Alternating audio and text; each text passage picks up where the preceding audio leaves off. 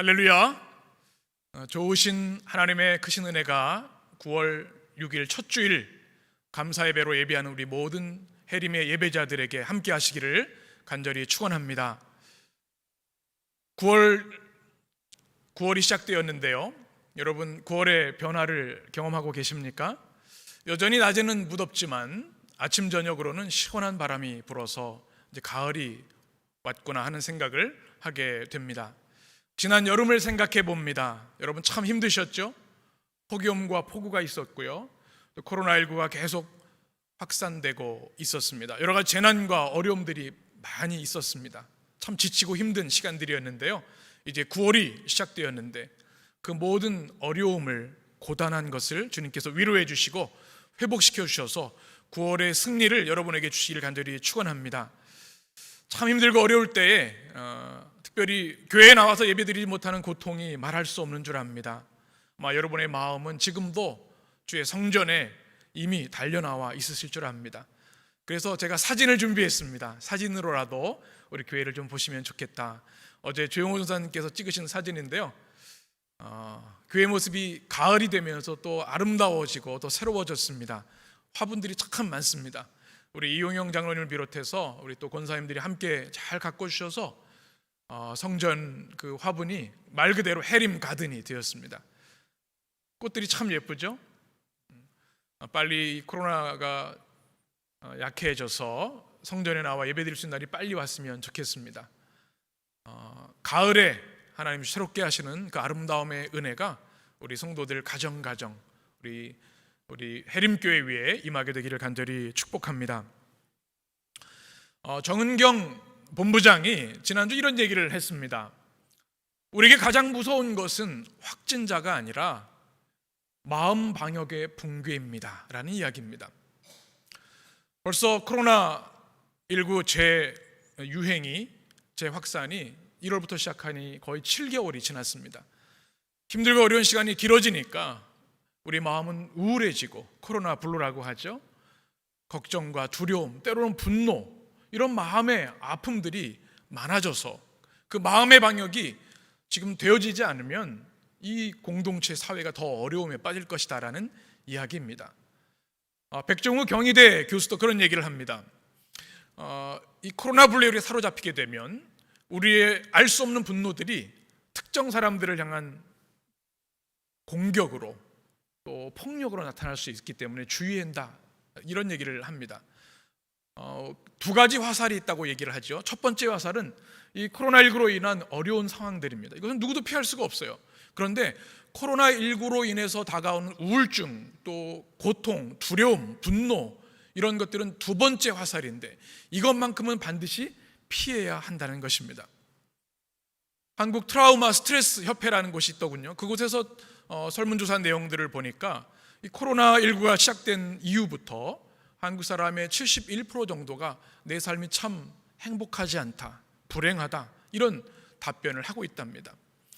친밀한 관계가 깨어지고 우리의 아름다운 일상을 잃어버려서 우리 마음속에 참 힘든고 어려운 일들이 많은 거죠. 마음의 방역이 참 중요합니다. 마음을 잘 보듬어야 합니다. 우리 해림의 성도들은 우리 가까운 이들, 우리도 힘들지만 그들의 마음을 좀 더 들여다보고 또 따스한 위로로 또 사랑으로 또 붙잡아 주셨으면 좋겠습니다. 이 또한 지나갈 것입니다. 이 어려운 때 우리가 마음을 잘 지켜야 하겠습니다. 특별히 하나님을 믿고 주 예수 그리스도를 따른 우리 그리스도인들은 기도의 자리를 더 강화해야 합니다. 이 두려움에 사로잡혀서 안 된다는 거죠. 제가 지난주에 두려움에서 사랑으로라는 책을 읽었습니다. 책 표지 보시면 헨리 나웬이라고 하는 세계적인 영성학자죠. 하버드 대학교, 예일 대학교 교수를 지내시다가 정신지체를 가진 데이브레이크라는 공동체에 자신의 모든 명예를 내려놓고 들어가서 그들과 함께 예배하고 그들을 섬기는 삶을 살았던 영성의 거인이라고 불리는 그 사람이 기도에 대해서 이렇게 정의를 했습니다.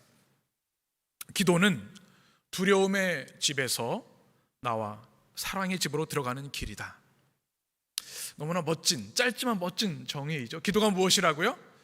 두려움의 집에서 나와서 어디로 가는 길이에요? 사랑의 집으로 가는 길이다. 이 코로나 팬데믹이 우리를 두렵게 하고 걱정스럽게 하는데요, 이 두려움에서 사랑으로 옮기기 위해서는 길을 지나야 합니다. 그것은 뭐냐 하면 기도입니다. 이 어려운 때 여러분의 마음이 두려움에 매몰되지 않고 두려움의 집에서 나와서 기도를 통해 사랑의 집으로 들어가는 여러분 되시기를 축복합니다. 헬리나 웨는 또 기도를 이렇게 이야기합니다. 기도는 두려움에 찬 세상에서 불안 대신 사랑을 선택하고 마음문을 열어 우리를 사랑하시는 분의 친밀한 임재 안에 거하는 방법이다. 더 이상 두려움 속에 살 필요가 없다. 사랑은 두려움보다 강하다.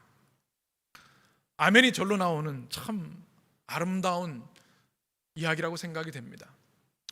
이 어려울 때에 여전히 우리를 뜨겁게 사랑하시고 우리와 함께 하시는 하나님의 임재 앞에 깊이 들어가서 여러분 기도의 세계로 들어가는 여러분 되시기를 축복합니다. 우리 안에 있는 분노, 상처, 좌절, 아픔을 주님께서 기도를 통하여 치유하시고 회복해 주실 줄 믿습니다. 그렇게 되면 우리가 어떻게 되는가? 그는 그의 책에서 불투명에서 투명함으로, 기도하면 그렇게 된다는 겁니다.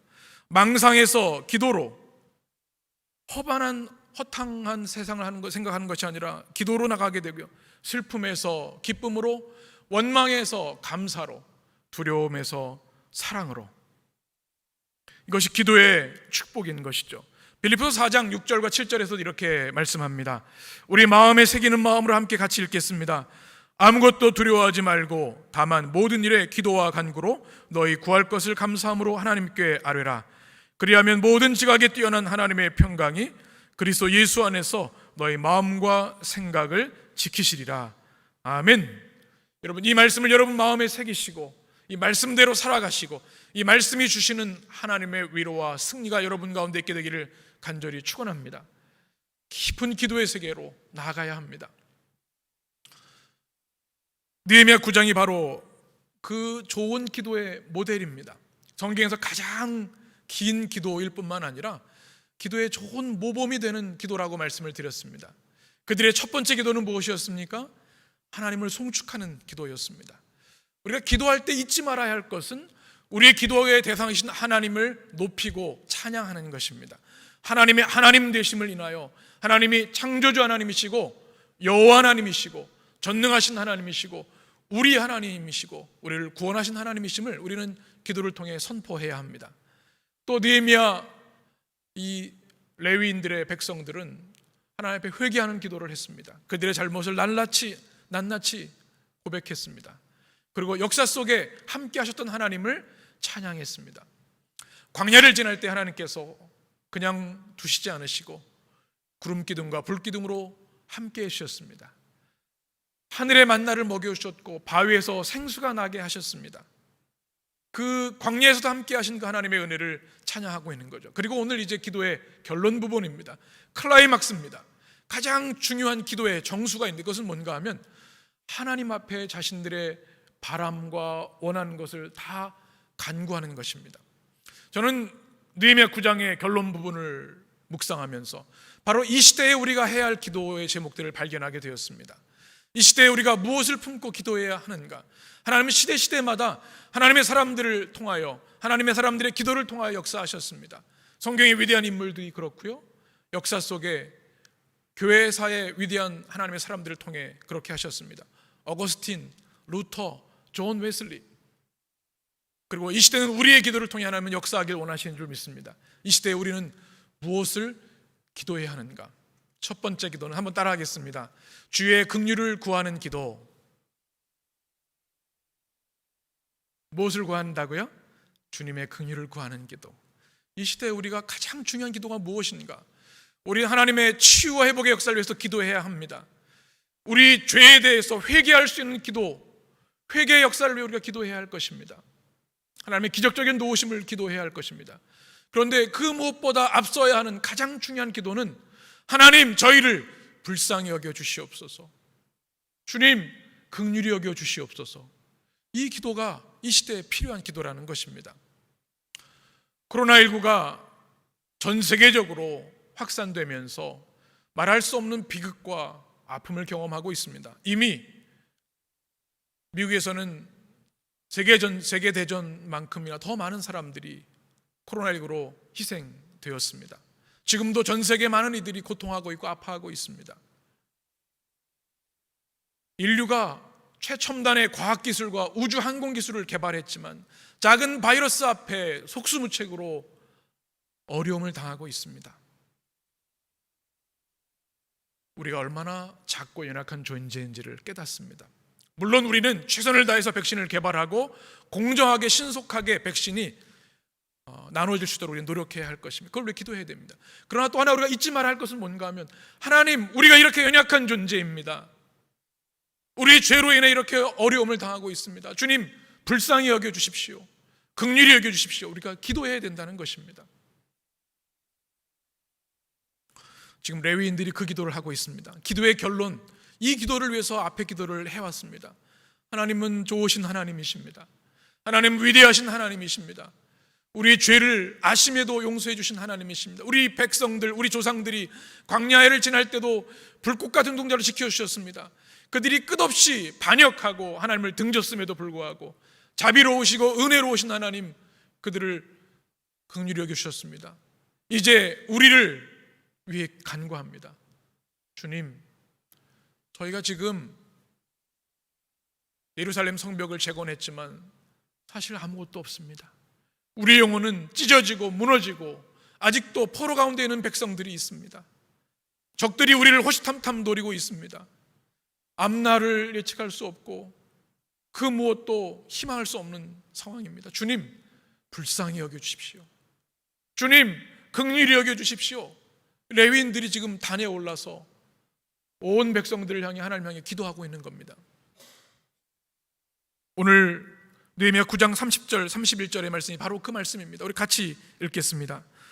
그러나 주께서 그들을 여러 해 동안 참으시고 또 주의 선지자들을 통하여 주의 영으로 그들을 경계하시되 그들이 듣지 아니함으로 열방 사람들의 손에 넘기시고도 주의 크신 긍휼로 그들을 아주 멸하지 아니하시며 버리지도 아니하셨사오니 주는 은혜로우시고 불쌍히 여기시는 하나님이시미니이다. 아멘. 어떤 하나님이에요? 은혜로우시고 불쌍히 여기시는 하나님. 그러니 다시 한번 저희들에게 주의 크신 긍휼을 베풀어 주옵소서, 이 기도를 하는 겁니다. 그러면 긍휼이 무엇입니까? 성경적 의미의 긍휼은 무엇인가를 우리가 알 필요가 있습니다. 그것이 무엇이기에 그들은 하나님 앞에 이 한 가지를 구하고 있는 것일까요? 한번 따라해 보실까요? 라함. 이 긍휼이라는 단어는 히브리어로 라함이라는 단어를 쓰고 있습니다. 어머니의 태, 자궁을 말합니다. 바로 어린 자녀, 갓난아기를 향한 어머니의 마음, 그것이 라함입니다. 저는 아이를 안 낳아봐서 잘 모르는데요, 결혼하여서 아이들을 키우면서 이런 경험들을 하게 됩니다. 두 아이를 키우면서 어릴 때 참 여러 가지 힘들죠. 아이들이 얼마나 손이 많이 갑니까? 특별히 밤에 깨면요 너무너무 괴로운 거예요. 제가 백골부대에서 군목으로 있을 때, 또 둘째는 시카고에서 유학할 때 태어났는데 어린 시절 생각하면 늘 죄책감이 있습니다. 회개할 게 많아요. 아이들이 새벽에 깨면 기저귀도 갈아주고 또 씻어주고 먹여야 돼요. 우유를 먹여야 되잖아요. 아내가 그걸 다 하는데요, 어떤 때는 제가 깨었음에도 불구하고 자는 척하면서 아내가 하니까 그냥 난 자야겠다, 하나님 용서해 주세요, 그랬던 경험이 있습니다. 그런데 이 아빠랑 엄마는 다르더라고요. 엄마는 아이가 조금만 뒤척어도, 조금만 울음소리가 나도 벌떡 일어나서 아이를 끌어안습니다. 이게 뭐냐면 라함입니다. 자신이 낳은 아이에 대한 본능적인 사랑과 보호가 하나님의 긍휼, 라함이라는 겁니다.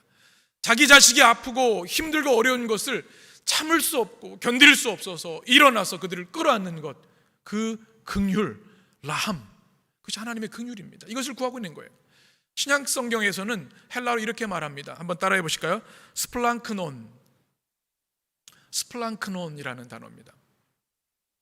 이것은 창자라는 뜻을, 내장 중에 우리가 그런 얘기를 하죠.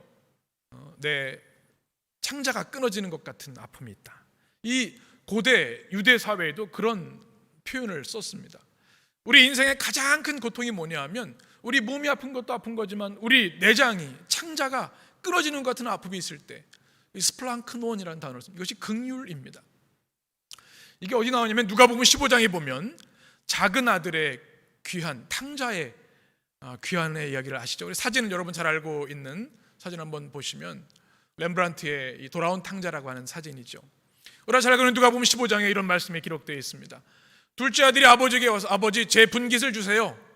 아버지가 살아계신데 유산을 달라는 겁니다. 있을 수 없는 일이죠. 그럼에도 아버지는 분깃을 나누어 주었습니다. 그런데 탕자는 세상에 나가서 허랑방탕하게 살다가 다 탕진하고 먹을 것이 없어서 돼지우리 치우는 일을 하게 되고 먹을 것이 없어서 배고픈데 쥐염 열매를 먹으면서 이런 생각을 합니다. 우리 아버지 집에는 품꾼들도 풍성하게 먹을 텐데 내가 면목이 없지만 아버지께서 나를 품꾼으로도 받아주셨으면 좋겠다 하고서 아버지께로 돌아갑니다. 아버지의 시각은 전혀 다릅니다. 아들이 나간 그 순간부터 한 번도 단 한 순간도 그 아들을 잊은 적이 없습니다. 매일 밤마다 문을 열어놓고 그 아들이 돌아오기를 기다리고 있습니다. 그러다가 저 먼발치에서 둘째 아들이 초라한 행색으로 옵니다. 달려나가서 목을 끌어안고 입을 맞춥니다. 좋은 옷을 입히고 가락지를 끼고 어떻게 해요? 끌어안아 주십니다. 내 죽은 아들이 살아왔다고 얘기하면서 송아지를 잡아 잔치를 벌입니다. 이것이 뭐예요? 스플랑크논, 창자의 고통을 느끼는 사랑, 긍휼입니다. 한순간도 그 아들을 잊을 수 없는 것, 이것이 주님의 긍휼이라는 것입니다. 누구의 이야기입니까? 바로 우리들의 이야기입니다. 그 탕자가 다른 사람이 아닙니다. 우리입니다. 그리고 이스라엘 백성입니다. 끝없이 하나님을 등지고 반역했던 백성들, 그럼에도 불구하고 주님께 긍휼을 구하면 한없이 용서하시고 품으셨던 하나님의 사랑, 그것이 라함 스프랑크논입니다. 사랑하는 여러분, 이 긍휼은 십자가에서 꽃을 핍니다. 아무 자격이 없어요. 죄로 인해 영원한 저주와 사망에 가야 하지만 그리스도께서 무한한 긍휼로 십자가의 보혈을 흘려주셔서 그 주님을 믿고 회개하며 영접하는 이들에게 구원과 천국을 선물로 주셨습니다. 이것이 뭐예요? 하나님의 긍휼입니다. 그 누구도 하나님의 긍휼 없이는 우리의 의로 구원받을 수 없음을 우리는 기억해야 합니다. 주님의 긍휼, 그 사랑을 받은 사람은 그것으로만으로도 성공한 사람인 줄 믿습니다. 그것만으로도 우리는 가장 행복한 사람인 줄 믿습니다. 하나님의 무조건적인 전적인 사랑, 라함 스프랑크논이 우리에게 이미 주어졌고 앞으로도 주실 것이기 때문입니다. 여러분, 그 긍휼의 사랑을 인하여 감사하고 기뻐하시기를 간절히 축원합니다. 지난주에 예수의 행복이라는 책을 제가 또 읽었습니다. 예수님의 팔복에 대한 책을 설명한 책인데요, 주님의 긍휼하심에 대해서 이야기하면서 카우아이라는 섬의 이야기를 들려주고 있습니다. 여러분, 사진을 보시면 너무나 아름답죠. 그 다음 사진 한번 보여주시면 참 아름답습니다. 이 하와이와 가까이는 군도입니다. 그런데 미국에 주로 편입되기 전에는 비참하고 참혹한 땅이었습니다. 이렇게 아름다운 자연 환경에도 불구하고 그곳에서는 알코올 중독, 마약, 범죄, 말할 수 없는 범죄들이 많이 있었습니다. 인구가 3만 명밖에 안 되는 작은 도시였지만 그렇게 불행의 땅이 되었습니다. 1954년에 미국의 전문가 그룹이 이 섬에 파견되게 됩니다. 소아심리학자, 정신과 의사, 사회복지사, 그리고 1955년에 태어난 833명의 출생 아이들을 18세 되기까지 추적하면서 이 아이가 이 불행한 환경에서 어떻게 자라는지를 추적하며 연구한 것이 바로 카우아이 섬 종단 연구입니다. 그런데 여러분, 어떤 결과가 나왔을까요? 201명의 가장 열악한 상황에 있는 사람들을 연구하기 시작했습니다. 가장 고위험군에 속한 201명을 연구를 했는데요, 18세가 되어서 비교를 해보니까 3분의 2 정도는 완전히 그 상황에 매몰되어서 여전히 알코올과 마약과 폭력에 쌓여있어요. 환경이 얼마나 무서운가를 보여주는 거죠. 그런데 놀랍게도 그 중에서 72명은 그 어떤 청년들보다 건실하고 활력 있고 행복한 그런 삶을 살고 있었습니다. 그래서 이 전문가 그룹이 놀란 겁니다. 이게 어떻게 된 건가? 이 열악한 환경 속에서 어떻게 이 사람들은 그 환경을 극복하고 행복하고 활력 있는 삶을 살 수 있는가? 그 원인은 단 하나였습니다. 그들을 무한하게 품어주고 이해해주고 지지해주는 한 사람, 그 한 사람이 있었던 것입니다. 그들을 전적으로 신뢰하고 사랑해줬던 한 사람 이상이 있는 사람들은 그 열악한 상황 가운데에도 행복한 삶을, 또 활력 있는 삶을, 건전한 삶을 살 수 있었다는 결과입니다. 이 이야기가 무엇을 우리에게 전해줍니까? 행복은 환경에 있는 것이 아니라 사랑에 있음을 우리에게 말해주고 있는 겁니다. 여러분, 행복한 삶을 살기를 원하시죠? 그러면 많이 사랑받게 되시길 간절히 축복합니다. 사랑받는 사람이 행복합니다. 여러분, 행복한 사람이 되려면 또 진정으로 많이 사랑해야 합니다. 사랑하지 않는 사람은 아무리 환경이 좋아도 행복할 수가 없어요. 많은 사랑을 받고 사랑을 주는 삶을 살아야 합니다. 그런데 사람에는 제한이 있고 조건적입니다. 불완전합니다. 그래서 우리 인생이 진정으로 행복하기 위해서는 하나님의 사랑, 하나님의 긍휼이 우리 안에 임해야만 우린 진정한 삶의 의미와 행복을 누릴 수 있는 겁니다. 하나님의 긍휼이 임할 때 우리 삶은 행복해질 수 있다는 사실이죠. 그러면 어떻게 우리 삶에 하나님의 긍휼이 흘러가고 넘치게 될 수 있을까요? 오늘 주신 말씀대로 여러분도 주님의 긍휼을 간구해야 합니다. 여러분의 삶의 모든 순간, 하나님, 저를 긍휼히 여겨주십시오. 불쌍히 여겨주세요. 주님, 저에게 나함의 사랑으로, 스플랑크논의 사랑으로 동행해 주세요. 여러분, 이 긍휼을 구하는 기도가 여러분 가운데 있어야 합니다. 오늘 32절 말씀 보게 되면 그들이 이렇게 기도합니다. 오늘까지 당한 모든 환난을 이제 작게 여기지 마옵소서. 하텔리아, 환난, 견딜 수 없는 고통이 있는데 주님, 이것이 너무나 크고 힘드니 불쌍히 여겨주십시오. 36절에 우리가 종이 되었나이다. 하나님이 택한 백성, 아름다운 백성이 되었는데 열왕들의 종이 되어서 비참하게 되었으니 주님, 불쌍히 여겨주십시오. 37절에 이방 왕들이 우리의 몸과 가축을 임으로 관할하오니 우리의 곤란이 심하오니, 이렇게 고백합니다. 왕들에게 착취당하고 고통받고 있는 그들의 모습을 주님께 고백하면서 주님, 긍휼히 여겨주십시오. 주님, 불쌍히 여겨주십시오. 여러분, 이 재난의 때 여러분에게도 이 기도가 회복되기를 원합니다. 짧은 기도, 이것을 지저스 프레이어라고 우리가 얘기를 합니다. 기독교 역사상 가장 오래된 기도의 방법. 여러 가지 복잡하고 긴 문장으로 기도할 수 없을 때 하나님의 아들 주 예수여, 저희를 불쌍히 여겨 주옵소서, 이렇게 기도하는 겁니다. 우리가 일하면서 할 수 있어요. 길을 지나면서 할 수 있어요. 주님, 떼어날 때 우리 엄마 불쌍히 여겨주세요. 주님, 우리 아이들 긍휼히 여겨주세요. 우리 교회 주님 라함의 사랑으로 채워주세요. 이 민족을 긍휼히 여겨주세요. 이렇게 기도할 수 있는 겁니다. 이 긍휼의 기도는요, 가장 강력한 기도입니다. 왜냐하면 하나님의 이 라함의 강력한 사랑이 하늘로부터 쏟아지는 기도이기 때문에 그렇습니다. 주님의 궁녀를 구하는 이 아름다운 기도가 여러분에게 평생 임하게 되기를 간절히 축원합니다. 또 우리가 하나님의 긍휼을 공급받기 위해서는 우리가 먼저 긍휼히 여기는 자가 되어야 합니다. 예수님의 팔복의 말씀, 마태복음 5장 7절의 말씀을 같이 읽겠습니다. 긍휼히 여기는 자는 복이 있나니 그들이 긍휼히 여김을 받을 것이며. 아멘. 여기서 복이라는 단어가 마카리오스라는 단어입니다. 이 단어의 뜻이 뭔가 하면 인간이 누릴 수 있는 최고 수준의 행복, 최상의 복을 말합니다. 이 마카리오스, 최상의 복이 어떤 사람에게 임합니까?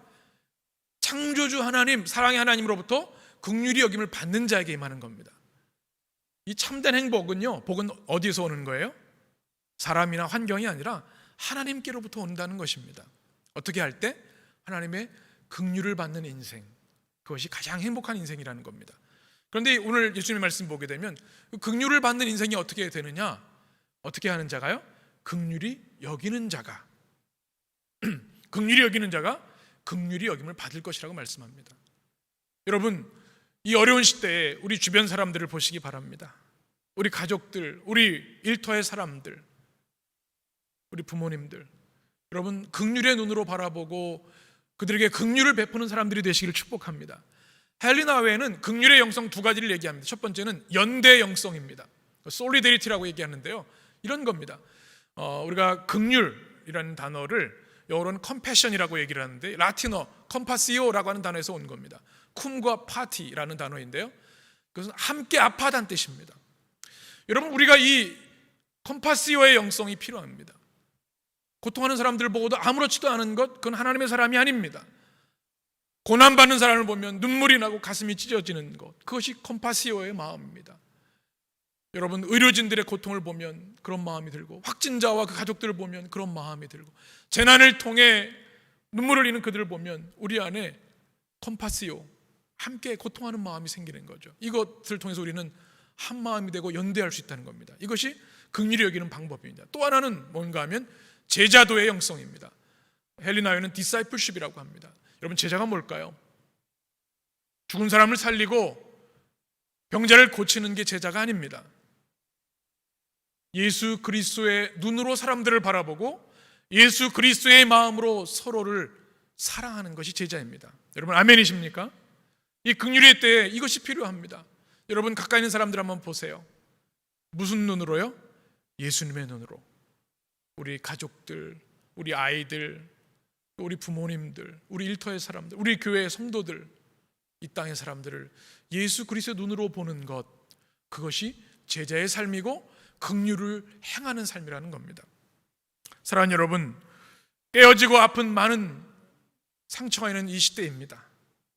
판단하고 정죄해야 할 것이 아니라 이 긍휼의 영성, 연대의 영성, 컴파시오, 또 제자도의 영성이 여러분 가운데 있으셔서 주님의 눈으로 서로를 대하고 바라보고 긍휼을 베푸는 여러분 되시길 간절히 축복합니다. 이런 의미에서 교회는 긍휼의 공동체가 되어야 합니다. 탕자를 끌어안는 하나님의 따스한 품이 있는 교회가 되어야 합니다. 깨어지고 상처 입고 버림받고 눈물 흘리는 자들이 교회 공동체를 통해 십자가의 사랑의 품을 경험하고 그 사랑으로 서로를 보듬을 때 경험하는 하나님의 살아계심, 하나님이 주신 깊은 안식과 평안을 경험하는 공동체가 되어야 한다는 겁니다. 긍휼의 공동체. 여러분이 긍휼의 사람, 우리 교회가 긍휼의 교회 되기를 간절히 축복합니다. 스위스의 유명한 신학자 한스 우르스 폰 발타자르라는 사람이 이런 그의 책에서 이렇게 얘기를 합니다. 한번 같이 읽어볼까요? 하나님에 관해 가장 많이 아는 사람들은 사랑하는 사람들이다. 여러분, 누가 하나님을 가장 많이 알아요? 하나님을 가장 많이 아는 사람은요, 사랑하는 사람입니다. 말끝마다 하나님의 사랑을 이야기하지만 사랑을 찾아볼 수 없는 사람들이 있어요. 하나님 모르는 겁니다. 하나님 사랑이시기 때문에. 이 어렵고 힘든 시대에 여러분 삶의 모든 자리에서 하나님 긍휼히 여겨 주옵소서, 긍휼의 기도자들이 되시길 바라고, 여러분의 삶의 자리에서 긍휼을 베푸는 자들이 되셔서 복 있는 사람, 긍휼히 여김을 하나님부터 받는 축복의 사람들이 되시기를 간절히 축원합니다. 이 시대에 우리가 또 해야 할 기도가 있습니다. 그것은 결심하여 실천하는 기도입니다. 우린 기도를 생각할 때 정적이고 수동적인 것이라고 생각합니다. 그러나 기도는요, 역동적인 것입니다.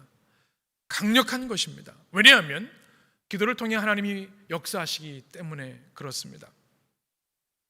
기도를 많이 한다는 분들 가운데 삶이 조금도 변하지 않는 분들이 계세요. 기도를 몇 시간 했다고 얘기를 하는데 삶은 그리스도의 모습을 찾아볼 수가 없어요. 그럼 기도를 점검해 보아야 합니다. 일방적인 기도일 가능성이 많습니다. 기도는 상호 인격적인 것입니다. 하나님의 임재와 하나님의 말씀하심을 우리가 구할 뿐만 아니라 듣고 변화되고 실천하고 결단하는 것이 기도이기 때문에 그렇습니다.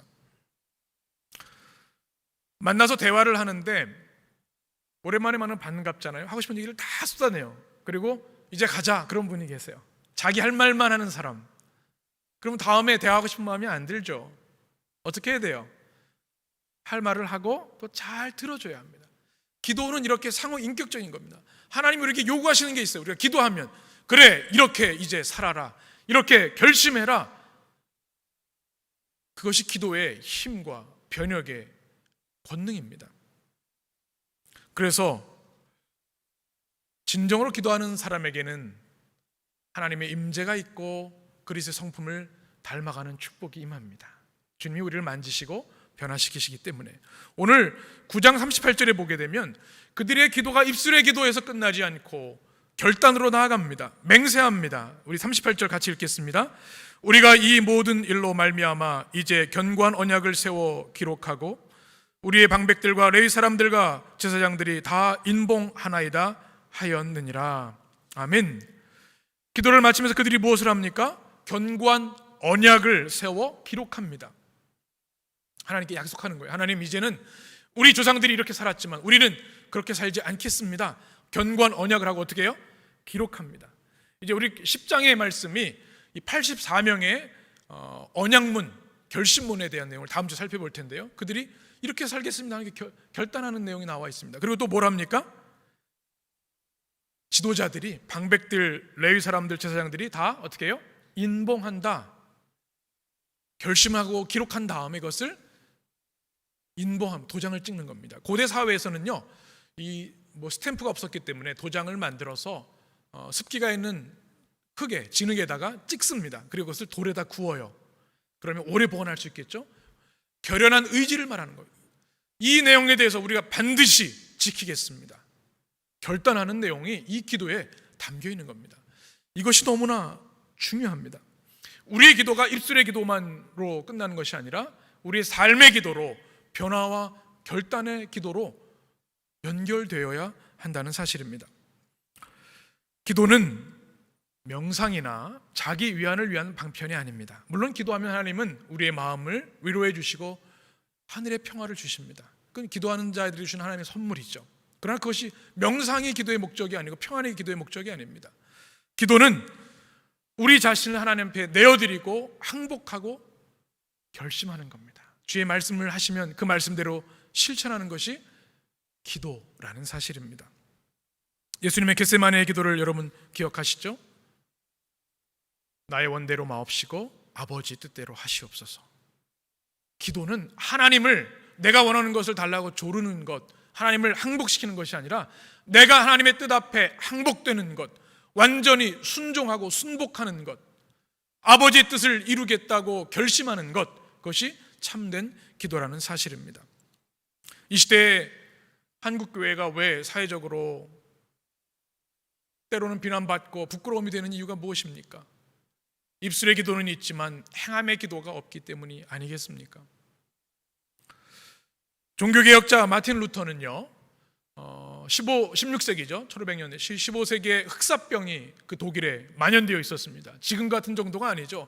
대부분 사람들이 죽어나가는 그 시대에 크리스천으로서 어떻게 해야 되는지 입장문을 발표한 것이 있습니다. 우리 같이 읽겠습니다. 자막을 보시겠습니다. 약을 먹으라. 집과 마당과 거리를 소독하라. 사람과 장소를 구별하라. 나는 하나님께 자비를 베푸셔서 우리를 지켜달라고 간구할 것이다. 그리고 나는 소독하여 공기를 정화할 것이다. 약을 조제하여 먹을 것이다. 나는 내가 꼭 가야 할 장소와 꼭 만나야 할 사람이 아니라면 피하여 나와 이웃 간의 감염을 예방할 것이다. 혹시라도 나와 나의 무지와 태만, 불청결로 이웃이 고통을 받아서는 안 되기 때문이다. 그러나 만일 이웃이 나를 필요로 한다면 나는 누구든 어떤 곳이든 마다하지 않고 달려갈 것이다.